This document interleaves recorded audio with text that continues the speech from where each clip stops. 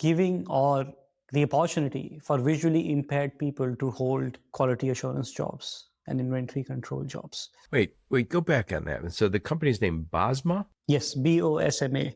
And it's an extraordinary organization, mostly employees, people with visual impairment, led with people with visual impairment. And most of them are visually impaired because they have lost their sight in the service of the country. Oh, wow. Most of them are veterans. And it's just amazing to see them in action. And now they're employing visually impaired people to do even counting jobs, and we get to be a little part of that. And that's been, as an inventor and having a humane impact, has been very gratifying for me and humbling.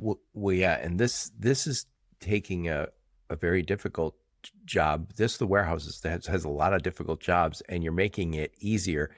So we have a problem with trucking right now, with it, which is, people always say we have a driver shortage. More than anything, we have a utilization challenge. They're not driving enough hours. But we also have people constantly quitting the business because we have not been able to make it into. By the way, some truck driver jobs are great, many are not. And people say, you know what, if you're willing to do this kind of work, there's lots of companies that are looking for people who are willing to work that hard. Warehousing, by the very nature of it, you're going to lose people when they get to a certain age. They're going to say, look, my back hurts. And I was at a conference last week, just walking around for the day. After a while, it's like walking on cement. Oh man, I had my Hokas on. My back still hurt. It took some time. And so I heard somebody say this on my podcast. We're talking about warehousing. They said there was a large company. They said, we've never had somebody retire from our warehouse.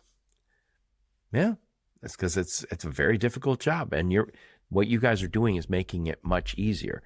So getting back to these visually impaired people at Bosma, what job are they doing, and how is Gather AI allowing visually impaired people to be there? The job they're doing is again finding mistakes of placement of inventory in a warehouse.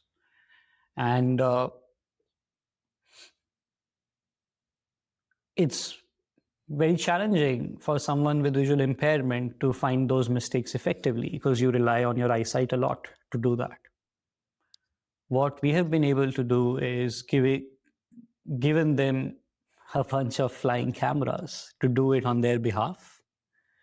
And then they can review the mistakes that have been made on screens by zooming in and using tools that support people having visual impairment using computers to actually provide productive error correction.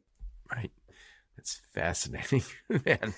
But this is what the technology has to be able to do for us. It has to make these jobs more attractive. We also, when we say there's a labor shortage, it means we can't have anybody sitting on the bench. And now all of a sudden I say, I can bring people who traditionally had no ability to work in a warehouse and now give them a job. And I suspect, that this is not Bosma's goal, I don't think, but I suspect if you can give somebody who's visually impaired a job and give them some purpose, they're not going to leave.